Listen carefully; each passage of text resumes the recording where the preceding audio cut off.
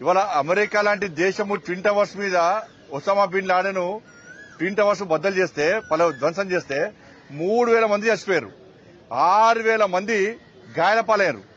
కానీ అగ్రరాజ్యం అని చెప్పుకునే అమెరికాకు ఒసామా బిన్ లాడెన్ ను మట్టుబెట్టడానికి 11 సంవత్సరాలు పట్టింది.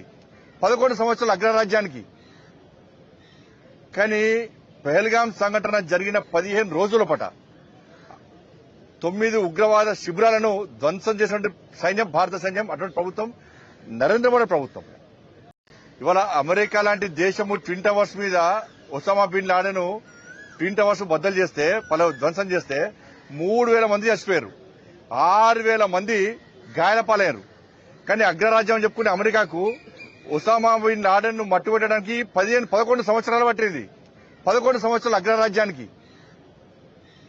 కానీ పహల్గాం సంఘటన జరిగిన 15 రోజుల పాట 9 ఉగ్రవాద శిబిరాలను ధ్వంసం చేసినటువంటి సైన్యం భారత సైన్యం, అటువంటి ప్రభుత్వం నరేంద్ర మోడీ ప్రభుత్వం.